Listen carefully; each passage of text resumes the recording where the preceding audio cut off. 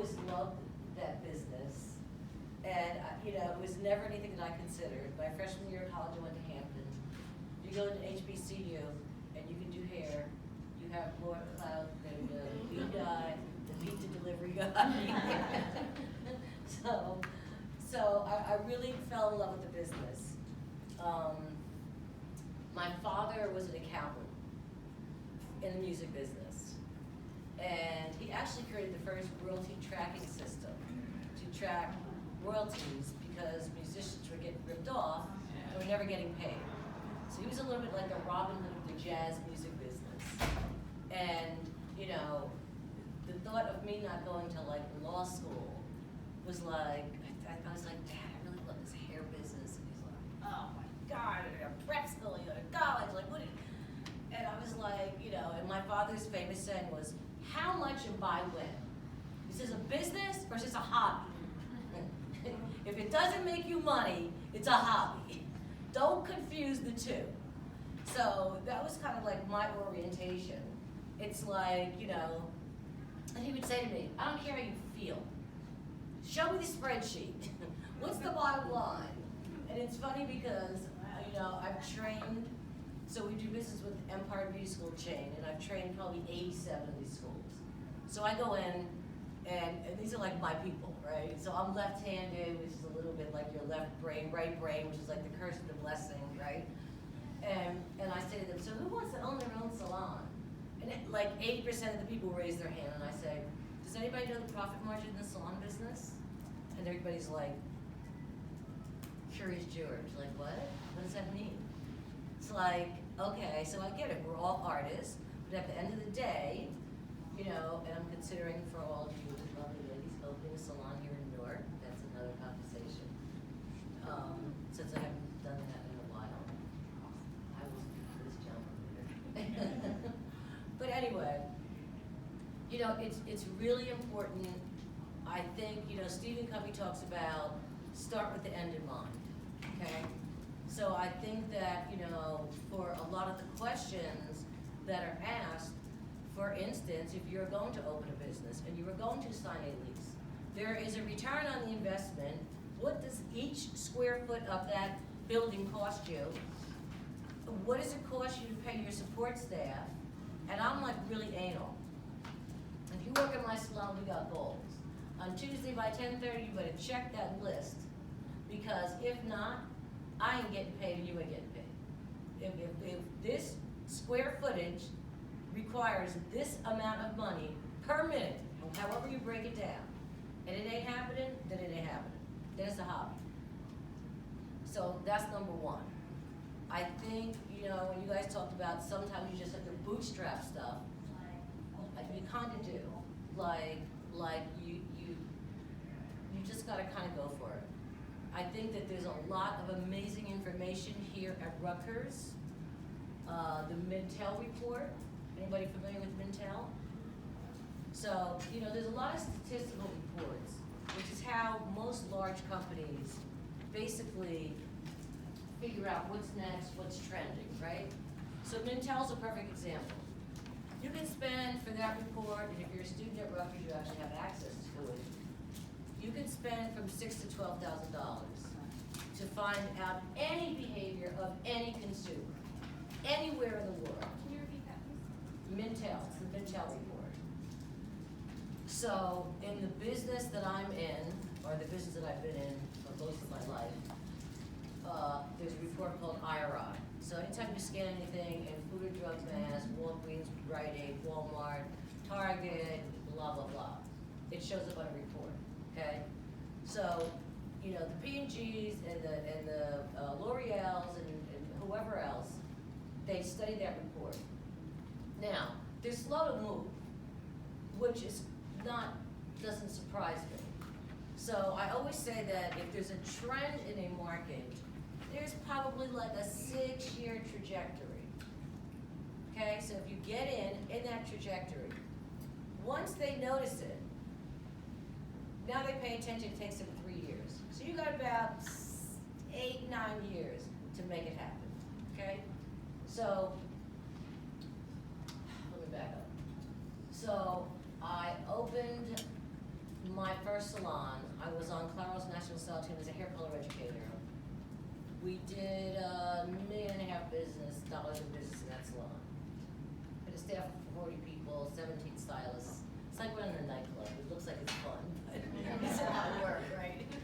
And but I really liked it. It was a great business. And of course, my father, who I got to prove him wrong, he's like, "Holy crap!" I'm like, I sell it in there, like, So, so I was working with Claro, and I was around products all the time, and I became allergic. And so my family's like got every the range of hair textures. I think we talked about the black hair conversation, right? And I'm like, what is black hair? That's level 2? That's, So, and in fact, one of our themes is like hair has no race. Hair is hair, right? It's a fabric. It grows out of your scalp, it's dead. It doesn't live, you know what I'm saying? So, I mean, and that's a fact, right? It's protein. It's just different variations of protein. Okay, so I started having this weird allergic reaction, and I'm like, okay, like what is going on? So I go see this pulmonary guy. I get a chest X-ray. I hear him reading the X-ray in the other room, that he thought was kind of funny. He's like, "Ew, what are you, a coal miner?" I was like, "No, I'm a hairdresser." And he's like, "You're gonna have to do this around the prednisone and So I went back to the salon. I started reading labels. And because I'm a hair colorist, my clients are like the range of hair, high lift blonde, straight hair, to people with locks, right? So, which was normal in my world. And so I started to read labels, and there are a few things that got me a little crazy. So at first, I went to a private label chemist thing. Basically what they do is they send you a book of all the formulations they do.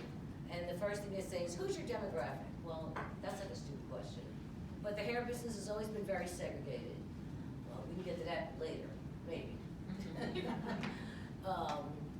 And so, so I thought, okay, this is the easiest way. So they basically have a formulary. They send you samples based on what you use in the salon. They send me samples of the same crap. Petroleum, dimethicone, alcohol. When you're heating this stuff all day in the salon with 17 stylists, come on, right? So, and then just for me, the functionality was why there were certain things that just didn't make sense. So as I did the homework, I'm like, okay, so who's designing products for women? Mostly white men with no hair. Never in a salon. So I'm thinking to myself, okay, this is crazy. So then I'm like, okay, now I need to go study chemistry for 2 years. So now I belong to Society of Cosmetic Chemists, Cosmetic Executive Women, anyway. So I kind of became enamored with just the whole context of the thought process. If you use a spritz spray, for instance, why is it alcohol based? Do you ever relax your hair and you curl your client and use a spritz spray with alcohol? It's who does this? So, the functionality of spritz spray is basically a polymer. It gives you a little bit of hold. But polymer is water soluble and alcohol soluble. So why wouldn't you put it in a fiber sprayer in water? Duh. And these are senior level chemists that really don't understand the functionality.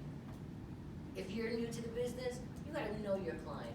You gotta go on the street. You gotta roll up your sleeves. Whatever it takes. You gotta do assessments. Am I doing a great job? Am I sucking at this? What would you like me to do better? How can I serve you better? I think it's really important once you've done the research and you know who your client is, or you've studied the trend, or maybe you are the client potentially.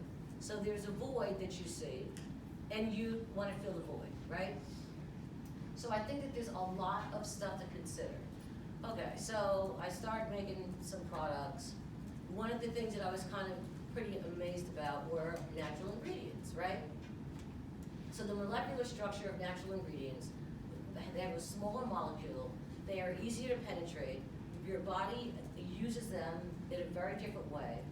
So for instance, petroleum, sits on your hair, it looks shiny, but it doesn't do anything to repair your hair if it's dry. So it's a visual, it's cheap to use. If you look at shea butter actually increases your epidermis thickness. So your skin and hair is less dry, right? Because that's how it works. So then you think about like, okay, so why are these products being made? Okay, so now we get back into the cost of goods sold, okay? If the price point in drug-induced mass is $8, what do you think they're gonna put in the bottle? Okay, so I travel, I'm working with Clairol, I work with a lot of stylists as a hair color educator, they're like, oh my gosh, where did you get that, I need that. I'm like, oh, here we go. So, one of the first products that I made was called Hair Nourishing Serum. It's a pure essential oil, you only need a few drops, it fixes a lot of stuff, right? Nothing like it in the market.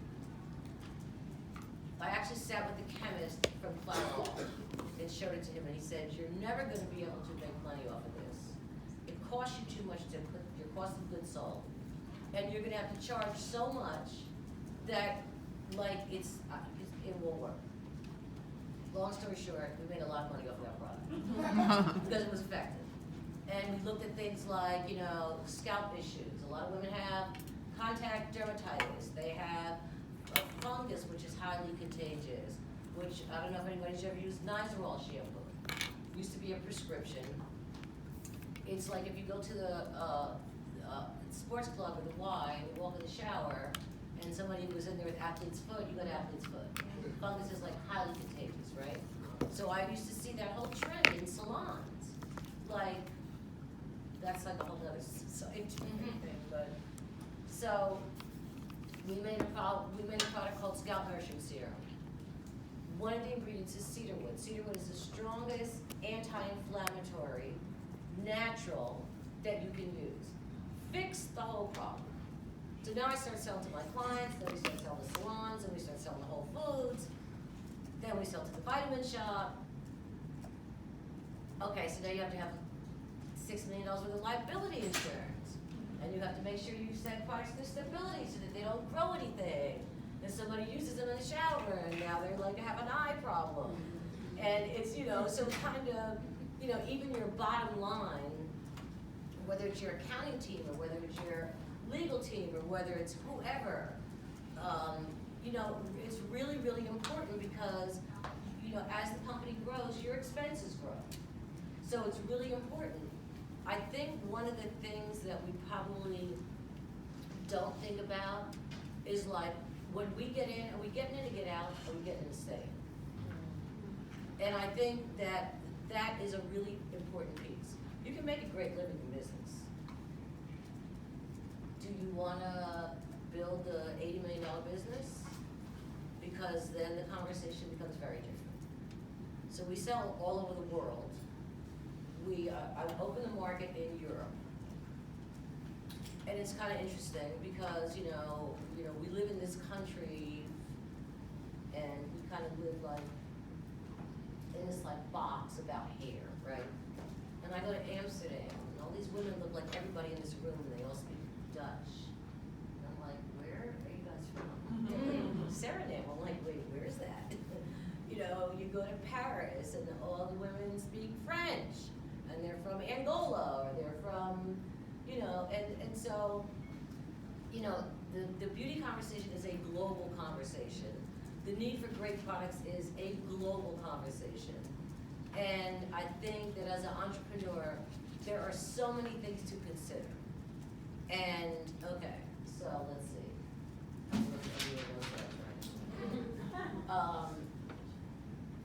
Okay, so, you know, we talked a little bit about coaching. I think having coaches could be very important. I have coaches for everything in my life. My business coach said to me one time, I want you to write down everything you do from Monday to Friday. And like everything you do. He said, and then I want you to tell me what you think your hourly value worth is. And if you do anything Monday through Friday that does not give you that return, outsource it. Never had a cleaning lady. He's like, you're crazy. It was like a mental health day for me. I clean the house, I'm doing laundry, I'm like thinking about stuff, right? It's like, okay, this is insane because there's so much more that I need to do on Monday. So it was like that kind of like reality. I think that having the right experts in your life is really important. One of the things that he taught me in the beginning, and it's really hard to do. He said, first you design your life, then you design your business. Because if you design your business first, it's going to give you your life. So if you're in your parenting years and you cannot be a parent, if you have no time to be home because you've designed a business that doesn't support the life that you're moving towards, right? So there are just a lot of things that I didn't think about. In the salon business, my kids didn't think I lived on a Saturday. I went to their dance recital. They were like, I'm sorry, who are you? Kathy Hansen's mom? Like, you're in the salon, like, all on the weekend. I think, certainly digital has made the world small, but it's really interesting because I've had meetings with buyers, and they'll say, oh, look at Susie Q's following. I'm like, okay. So right now, let me go on my phone, and for $30, I can buy 10,000 Instagram likes, okay? Don't get it twisted. And even dealing with bloggers and beauty influencers, most of them, and no disrespect to them, but I know when my daughter first went to college, it was kind of the beginning of that whole natural hair thing. And, and they were mostly like, they were young, they're not necessarily stylists, but, they really played the digital game well. And, and the metrics are important, but there's got to be an assessment of, are the metrics real or not, right? So I've had this conversation like so many times, and it's crazy. So I go to the buyer of one of, I'm not going to say the store, and they're in Harrisburg, Pennsylvania. And this has been another perpetual conversation. Why do I walk into a store and it says the ethnic section? Who the hell is that? I don't know, isn't that everybody? Like, I'm confused.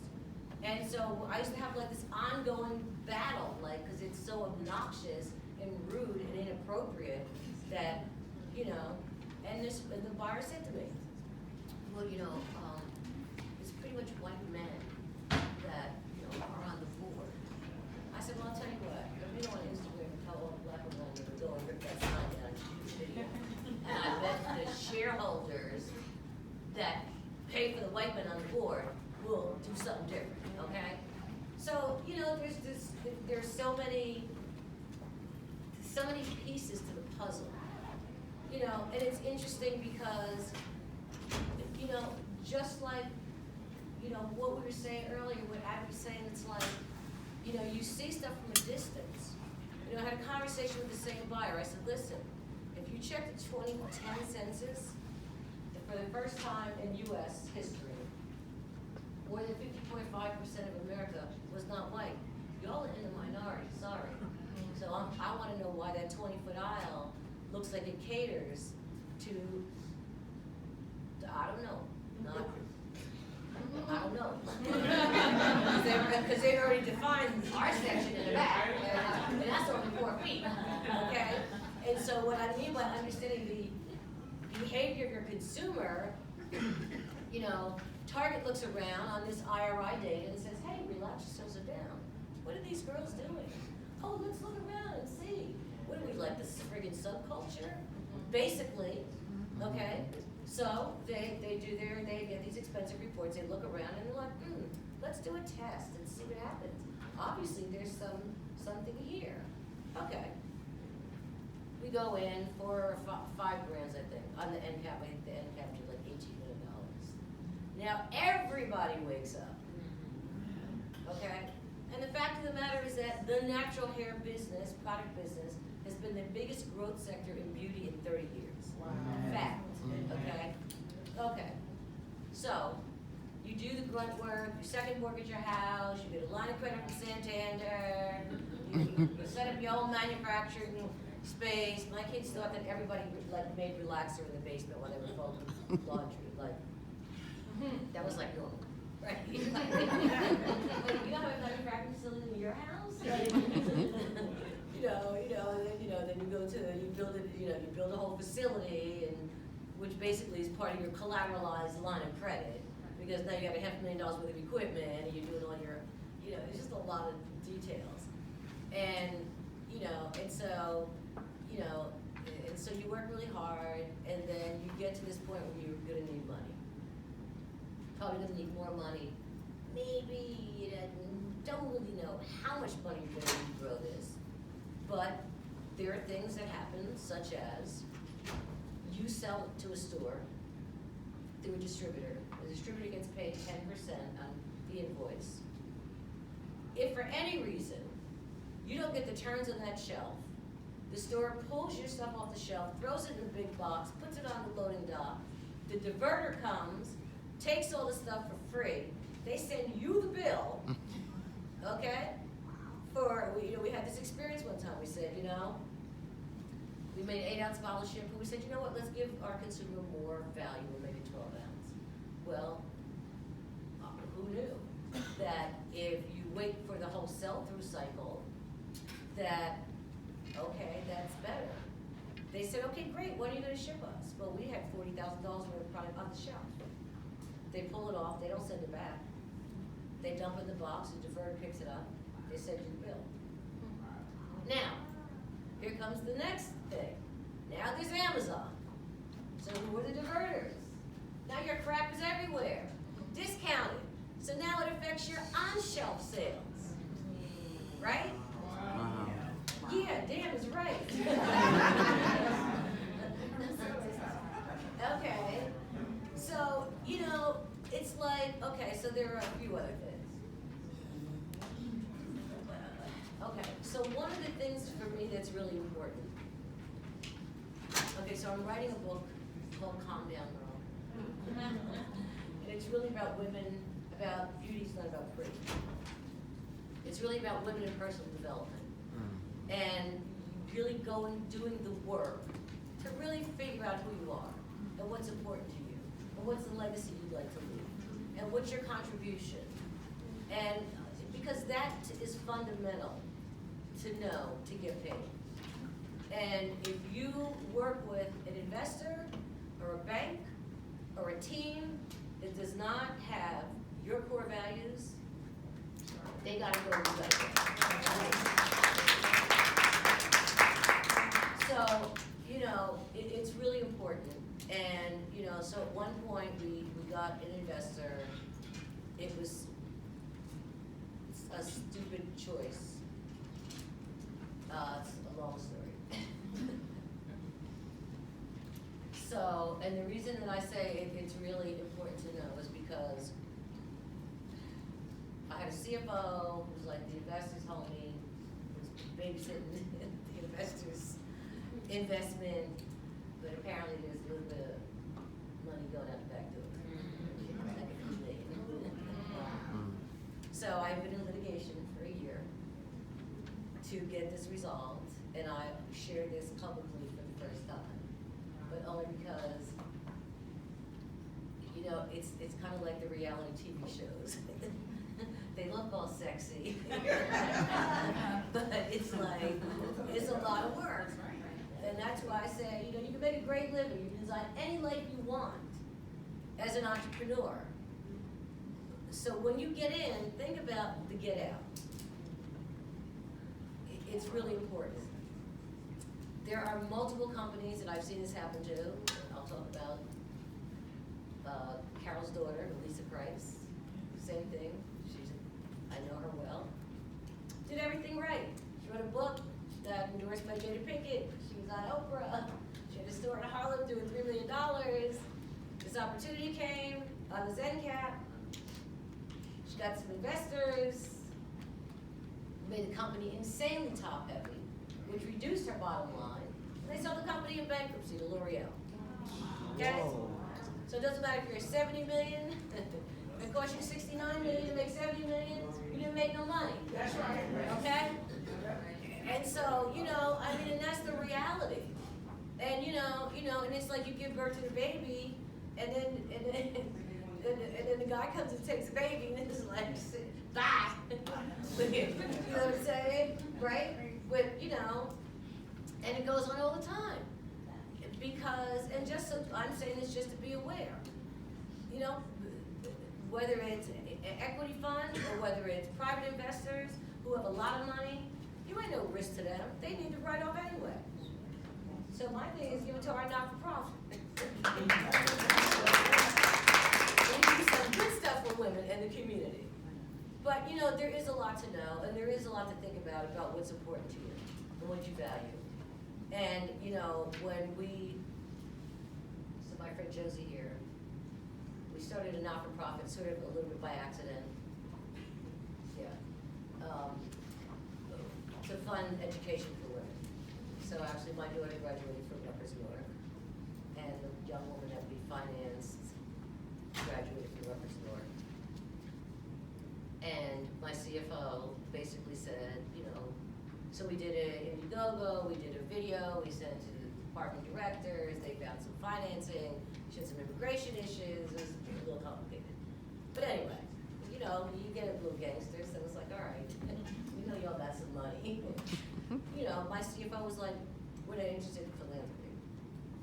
It's like, bro, it's going to pay your stupid salary. And I just knew in that moment, there's no way I could work with this stuff. Except he was the investor's homie. So it's like, he pushed you down the stairs. You act like nothing really happened. So, so it's really important because we take a lot of risks and we're passionate. I think the gift of being an entrepreneur is that you see the holes, you see a void in somewhere in an area that can be filled. It's kind of funny, I don't know if anybody here has ever taken the multiple intelligence test. Take it. So I work with a group of at-risk kids, and one of the things I had to do was take the multiple intelligence test. So Josie and I have talked about this many times. And I thought it was really interesting because I took the multiple intelligence test, I think it was the beginning of that master's that I started going to finish. And I never realized this. I'm kinesthetic, off the chart. I would be a painter, I'd be a hairdresser, I would be a chef, I would be right? So I work with these at-risk kids, and I have them all take the multiple intelligence test. These are the kids that pull the fire alarm, set the garbage cans on fire, spray graffiti on stuff. They're like, those are my kids. I love those kids, right? Except I couldn't get rid of them for 20 years. My sons would answer the door. I'm like, who the hell dates me? You guys look like you're gonna kill them. Mom, we just eating pizza and leaving. Yeah, okay, you guys are 22 now. But anyway, it was really interesting because what I looked at, when I would go there, they'd all be doodling, and I'm like, listen, I'm busy, but okay, because the cop who was at the door of the gun asked me to do this, right? So I'm like, all right, I don't know, whatever. So I thought it was kind of interesting. So the next time I came, I handed them out colored markers and paper, and let them doodle. And one of the exercises that I did with them was, okay, there's 5 houses, pick the house you want to live in. We're going to do the amortization schedule. We're going to tell you what it costs you to live in that house for 30 years. And next week, we're going to come back, you're going to furnish the house, you're going to pick the car, then we're going to see how much you need to make. You're going to go on Glassdoor or Monster, see what credentials is the person that makes that, and get your head out your ass.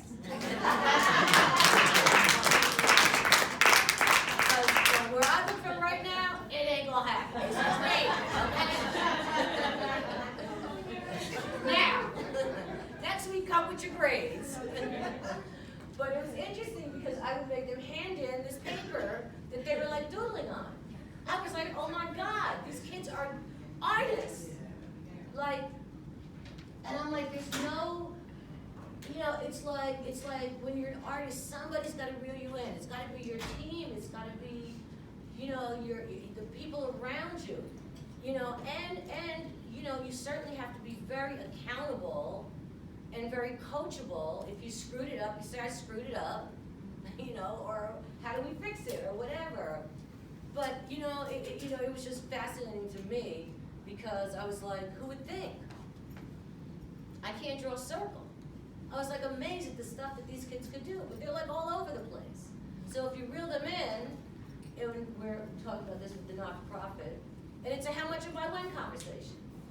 You want to get to college? Maybe you want to be a plumber. My plumber made more money than my OBGYN to do a C-section. I don't know. So, it's kind of like really just creating some reality. The bottom line, who are you, how did you get here, fix what's broken, create the measurables, and don't look back. Did I cover everything?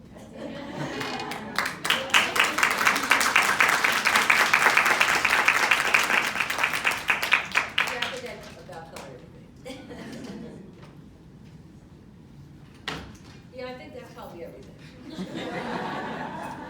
So I feel like there's a lot of work to do. There's a lot of great, amazing people here, a lot of amazing resources. I talk to everybody, and I think it's really important. And you just never know who you're reading.